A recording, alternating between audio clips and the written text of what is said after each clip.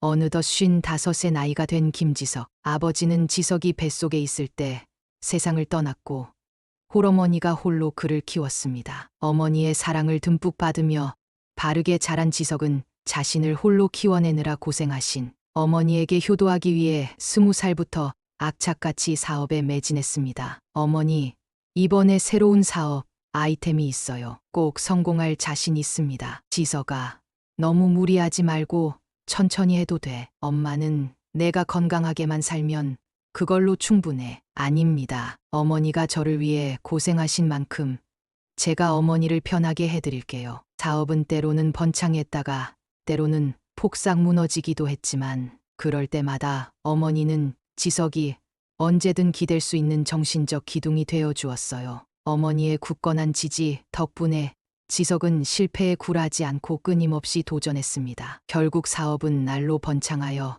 강남에 빌딩을 여러 채 보유한 부자가 되었고 어머니는 말년에 편안한 노후를 보내다 74세 나이로 세상을 떠났습니다. 장례식을 마치고 어머니의 유품을 정리하던 지석은 깊은 슬픔에 잠겨 있었습니다. 하얀 장갑을 낀 손으로 어머니의 옷가지를 하나씩 정리하면서 문득 어머니가 생전에 자주 입으시던 옷에서 익숙한 향기가 났어요. 그 순간 지석의 눈시울이 붉어졌고 목이 메어 말을 하지 못했습니다. 어머니의 오래된 장롱을 비우다가 지석은 깊숙한 곳에서 낡은 나무 상자 하나를 발견했죠. 손에 묻은 먼지를 털어내고 조심스레 상자를 열어보니 그 안에는 자신의 사진들과 어린 시절 받았던 상장들, 그리고 낡은 수첩 한 권이 고이 보관되어 있었습니다. 어머니의 보물상자였던 거죠. 어머니, 지석은 떨리는 손으로 사진들을 하나씩 꺼내 살펴보았어요. 어머니와 처음으로 바다에 놀러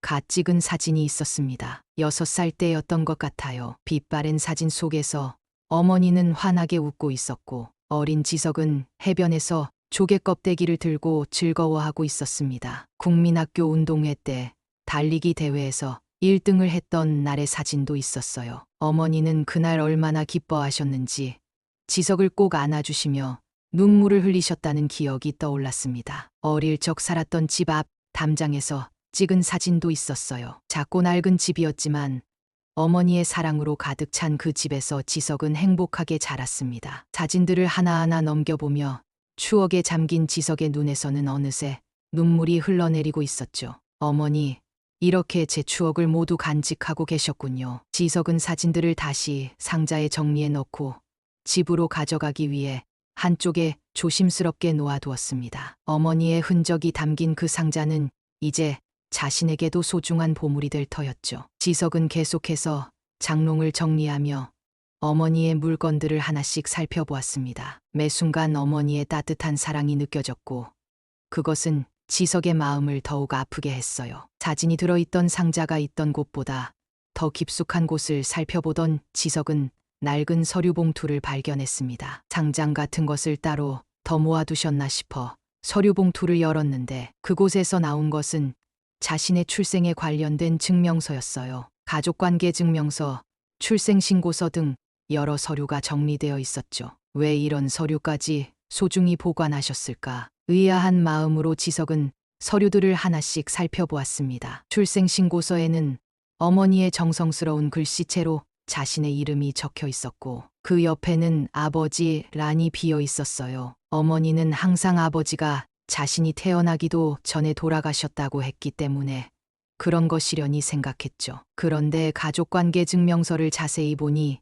이상한 점이 눈에 띄었습니다. 비어 있어야 할 곳에 작은 글씨로 0227이라는 숫자가 적혀 있었어요. 어머니의 생일도 자신의 생일도 아닌 날짜였습니다. 2월 27일. 이게 무슨 의미지? 혹시 아버지의 생신인가 싶었지만 생각해보니 아버지에 대해 제대로 아는 것이 하나도 없었습니다. 어머니는 아버지에 관한 이야기를 단 한 번도 꺼내지 않았고 물어봐도 태어나기도 전에 돌아가셨다며 대답을 피했죠. 지석은 갑자기 가슴이 답답해졌습니다. 50여 년 살아오면서 자신이 생각했던 것과 다른 무언가가 있다는 예감이 들었어요. 본능적으로 무언가 수상쩍다고 느낀 지석은 조금 전 상자에서 보았던 낡은 수첩이 떠올랐습니다. 그 수첩에 뭔가 단서가 있을지도 몰라. 서둘러 상자로 돌아가 수첩을 꺼내 들었죠. 수첩의 겉면은 낡고 바랜 갈색 가죽이었고 여기저기 색이 바랜 흔적이 보였습니다. 조심스럽게 수첩을 펼치자마자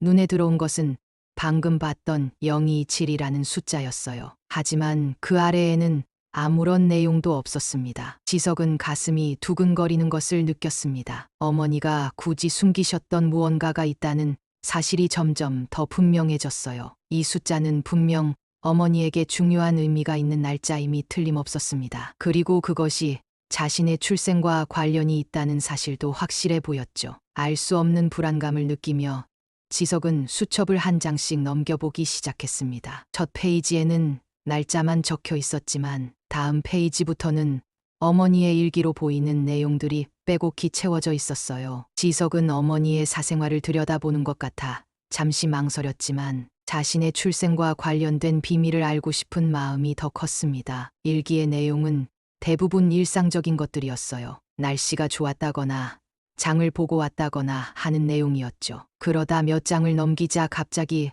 어머니의 필체가 흔들리기 시작했습니다. 배가 불러온다는 내용으로 보아 임신 중에 쓴 것 같았는데 그래서는 불안과 혼란이 느껴졌어요. 오늘도 아침부터 구역질이 심했다. 이제 임신한 지 3달이 되어 가는데 어떻게 해야 할지 모르겠다. 이 아이를 낳아 키울 수 있을까? 지석은 어머니의 고민이 담긴 글을 읽으며 가슴이 아팠습니다. 첫 장에 있던 숫자는 아마도 어머니가 임신한 날짜로 추측되었어요. 페이지를 넘기다 보니 곧 자신의 생일 무렵의 기록이 나왔습니다. 오늘 아들을 낳았다. 10달 동안 뱃속에서 키우며 많은 생각을 했다. 처음에는 이 아이를 원망했지만 지금은 그런 마음이 없다. 이 아이는 내 전부가 될 것이다. 지석이라고 이름 지었다. 반듯하게 자라주길 바라는 마음을 담아 그 뒤로는 몇 장을 넘겨도 아무것도 적혀 있지 않았습니다. 마치 어머니가 일기 쓰는 것을 포기한 것처럼 보였죠. 지석은 계속해서 페이지를 넘겨보았고 수첩의 끝부분에서 새로운 필체를 발견했습니다. 내용을 읽기 시작한 지석은 곧 충격에 얼어붙고 말았습니다. 어머니의 글에는 지금까지 알고 있던 자신의 정체성을 완전히 뒤흔드는 내용이 담겨 있었어요. 형부를 원망할 수밖에 없었어요. 나름대로 유복한 집안에서 태어나 대학교까지 진학했던 내 인생이 형부로 인해 망가졌다는 게 처음엔 우리 지석이를 원망할 수밖에 없었어요. 그 아이가 당신의 자식이니까. 지석은 숨을 쉴 수 없을 만큼 큰 충격을 받았습니다. 형부라니 자신이 그 형부의 자식이라는 말인가? 머릿속이 하얗게 변하는 느낌이었어요. 손이 떨리는 것을 느끼며 지석은 계속해서 어머니의 일기를 읽어 내려갔습니다. 글은 마치 누군가에게 편지를 쓰는 듯한 어조로 적혀 있었어요. 출산 후에는 아이와 함께 강으로 뛰어들 결심까지 했었어요. 그런데 막상 강에 뛰어들려고 다리 위에 서서 아이를 보니 그럴 수가 없더라고요. 그때 결심했어요. 이 아이를 누구보다 멋진 사람으로 키워내 당신에게 복수하겠다고. 그래서 나에게 그런 짓을 했던 것을 후회하게 만들어 주겠다고요. 지석의 눈에서 눈물이 흘러내렸습니다. 어머니가 그토록 자신을 사랑해 주셨는데 처음에는 그런 생각을 했다니. 하지만 그보다 더 큰 충격은 자신의 출생에 관한 진실이었죠. 어머니가 쓴 글에서 암시하는 바는 너무나 명확했습니다. 자신은 강제로 어머니에게 임신을 하게 한 형부의 아이였던 것입니다. 정말 악착같이 생활하며 키워냈는데 지금은 그 아이가 많은 사람들에게 존경받는 사람으로 성장해 늙은 저에게 호사를 시켜주네요. 처음에는 정말 복수만 바라보고 살았는데 어느 순간 아이는 내 삶의 전부가 되어 있었어요. 당신이 어떤 짓을 했었는지 잊힐 만큼이요. 어머니의 글을 읽을수록 지석의 가슴은 찢어질 듯 아팠습니다. 자신이 모르는 사이에 어머니가 얼마나 큰 상처를 안고 살아오셨는지, 그리고 그 상처를 딛고 얼마나 강인하게 자신을 키워내셨는지 새삼 깨닫게 되었어요. 지금은 당장 죽어도 여한이 없을 정도예요. 내 소중한 자식이 저렇게 성공해서 행복하게 지내고 있으니까요. 그래서 이제라도 당신을 아예 머릿속에서 지우고 살려고 해요. 내 자식의 행복만을 눈에 담고 기억하기도 바쁜데 당신 같은 사람이 내 머릿속을 차지할 공간은 그 어디에도 없으니까요. 이젠 당신을 원망하지 않으니 알아서 천벌 받으면서 살길 바래요. 일기의 마지막 부분을 읽고 나서 지석은 한동안 움직일 수 없었습니다. 그제서야 맞춰지는 퍼즐들. 20대 시절 처음 사업을 시작해 큰 투자를 받고 기쁜 마음으로 집에 들어섰을 때 어머니가 무언가를 급히 뒤로 숨기셨던 것도 이제 이해가 되었어요. 아마도 이 수첩이었을 겁니다. 형부. 아니, 지석은 혼란스러운 마음으로 중얼거렸습니다. 그렇다면 자신은 어머니의 조카이자 아들인 것이었어요. 어머니에게서 들었던 이야기로는 쌍둥이 언니가 있었지만 결혼한 지 몇 년 후 세상을 떠났다고 했습니다. 그것이 자신이 태어나기도 전이라 그저 그런 일이 있었구나라고만 알고 있었는데 갑자기 언니의 남편이 등장한 것이었어요. 자신의 출생의 비밀을 알게 된 지석은 정신을 차릴 수 없었습니다. 머릿속이 온통 하얗게 변해버린 듯했고 숨이 제대로 쉬어지지 않았어요. 어머니가 자신에게 평생 숨겨왔던 이 엄청난 비밀이 갑자기 밝혀지자 지석은 어떻게 받아들여야 할지 몰랐습니다. 그렇다면 내가 누구인지, 내 아버지가 누구인지. 지석은 도망치듯 어머니의 집을 나섰어요. 차량 운전석에 앉아 한동안 생각을 정리하던 그는 급하게 휴대폰을 꺼내 사설 탐정 사무소를 검색했습니다. 자신의 진짜 아버지, 어머니가 형부라고 표현한 그 사람을 찾아야 한다는 충동이 들었죠. 이런 비밀을 안고 평생을 사셨다니. 지석은 운전대를 잡은 손에 힘이 들어가는 것을 느꼈습니다. 어머니가 얼마나 큰 고통을 겪으셨을지 상상도 할 수 없었어요. 자신을 위해 모든 것을 희생하신 어머니의 마음이 이제야 조금 이해가 되는 것 같았습니다. 다음 날 지석은 유명한 사설 탐정을 만났어요. 알려줄 수 있는 정보는 많지 않았지만 어머니의 성함과 쌍둥이 언니의 이름 그리고 결혼했었다는 사실 정도를 알려주었습니다. 탐정은 정보가 부족하다며 난색을 표했지만 지석이 제시한 거액의 수임료에 결국 수락했죠. 최선을 다해 찾아보겠습니다만 오래된 일이라 쉽지 않을 겁니다. 얼마가 들든 시간이 얼마나 걸리든 상관없습니다. 꼭 찾아주세요. 약 보름 후 고용된 탐정은 형부의 행방을 찾아냈습니다. 놀랍게도 그는 서울에서 그리 멀지 않은 경기도 외곽에 살고 있었어요. 탐정이 넘겨준 자료에는 주소와 함께 현재 그 사람의 상황이 간략하게 적혀 있었습니다. 자별 후 재혼하지 않았으며 현재는 혼자 살고 있습니다. 건강 상태는 좋지 않아 보이며 은퇴 후 특별한 수입원 없이 적은 연금으로 생활하는 것으로 보입니다. 지석은 그 주소가 적힌 종이를 한참 바라보았어요. 자신의 출생에 얽힌 비극적 진실, 어머니에게 씻을 수 없는 상처를 준 그 남자를 만난다는 생각에 가슴이 뛰었습니다. 분노, 혼란, 호기심 등 복잡한 감정들이 뒤섞였어요. 결심을 굳힌 지석은 다음 날 바로 그 주소로 향했습니다. 낡은 다가구 주택의 반지하 단칸방. 그곳에서 쇠약해진 노인을 마주하게 되었어요. 잿빛 머리카락과 깊게 팬 주름, 그리고 피곤해 보이는 눈빛이 인상적이었습니다. 노인은 처음에 지석을 알아보지 못했어요. 노인은 문을 열자마자 놀란 표정으로 지석을 바라보았습니다. 낯선 방문객을 경계하는 듯했지만 한편으로는 지석의 얼굴을 자세히 살펴보는 눈빛이 느껴졌어요. 마치 어디서 본 적이 있는 얼굴을 기억해내려 애쓰는 것 같았습니다. 누구십니까? 노인의 목소리는 거칠고 약했어요. 지석은 잠시 말을 잇지 못했습니다. 직접 만나니 더욱 복잡한 감정이 밀려왔죠. 이 사람이 자신의 생물학적 아버지라는 사실에 가슴이 답답했어요. 어머니에게 씻을 수 없는 상처를 준 사람이기도 했고요. 저는 김지석입니다. 노인의 얼굴이 갑자기 창백해졌어요. 그의 눈에서 공포와 놀라움이 뒤섞인 감정이 읽혔습니다. 분명 그 이름이 무엇을 의미하는지 알아차린 것 같았죠.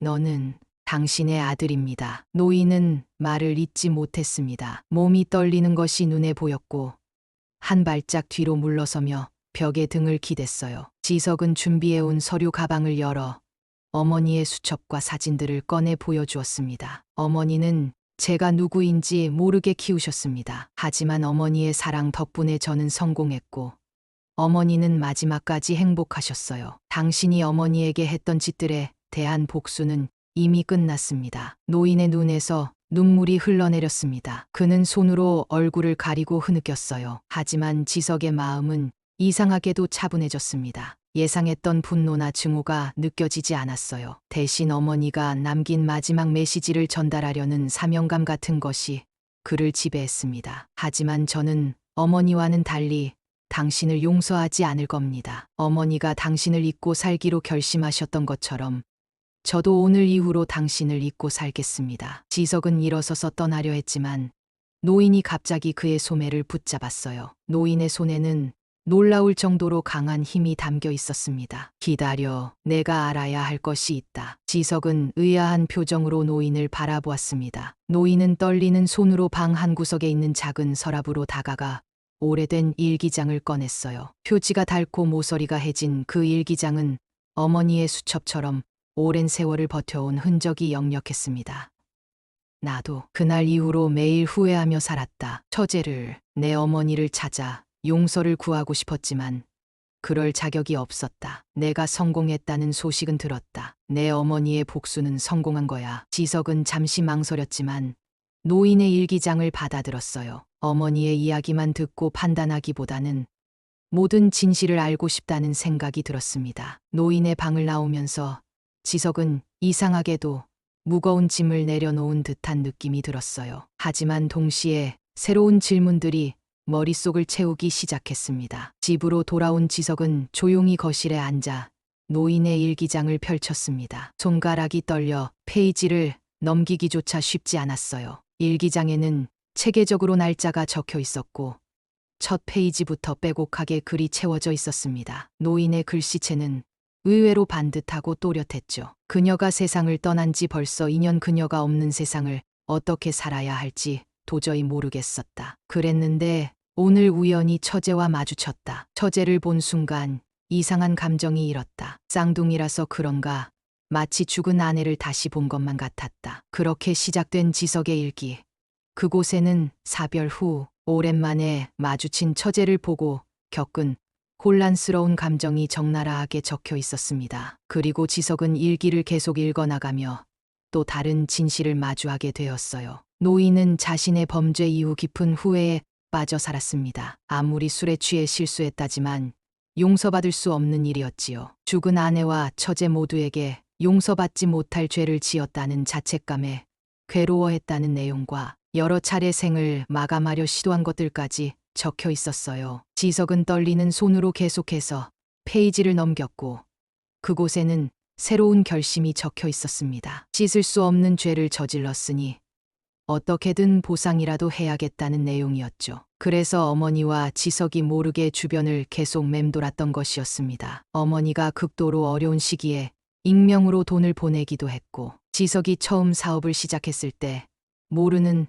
사람인 척 투자했던 것이었어요. 오늘 지석의 사업 계획서를 받아보았다. 놀라울 정도로 명확하고 체계적이었다. 그가 이렇게 훌륭하게 자랄 줄은 예상하지 못했다. 처제는 정말 대단한 어머니였음이 틀림없다. 내가 할 수 있는 일이라곤 지석의 사업이 번창할 수 있도록 그동안 모아온 돈을 투자 명목으로 넘겨주는 것뿐이다. 지석의 가슴이 쿵쾅거렸습니다. 처음 자신에게 큰 투자를 해주었던 박영우라는 사람이 바로 이 노인이었다는 충격적인 사실에 어질어질했어요. 그 투자가 사업의 터닝포인트가 되었던 것은 분명했습니다. 노인은 자신의 정체를 숨기려 가명을 사용했던 것입니다. 며칠 후 지석은 다시 노인을 찾아갔어요. 하지만 그 방은 이미 비어 있었고 이웃들에 따르면 노인은 갑자기 이사를 떠났다고 했습니다. 흔적도 없이 사라져버린 노인을 생각하며 지석은 복잡한 감정에 휩싸였죠. 약 한 달 후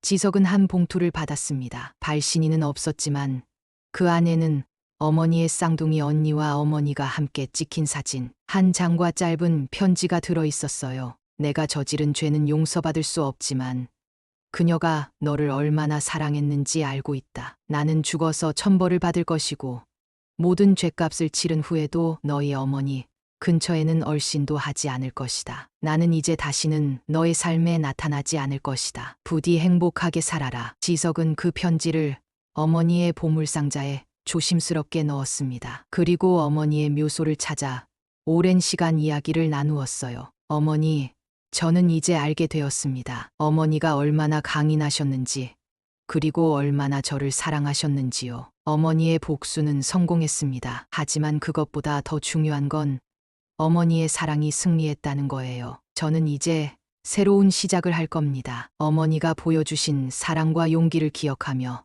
다른 이들에게도 그 사랑을 나눠주는 삶을 살겠어요. 봄바람이 불어오자 묘비 위에 놓인 국화꽃잎이 하늘로 날아올랐습니다. 마치 어머니의 영혼이 지석의 결심에 미소 짓는 것처럼 보였죠. 아픔을 딛고 더 강해진 지석은 묘소를 떠나며 진정한 새 출발을 다짐했습니다.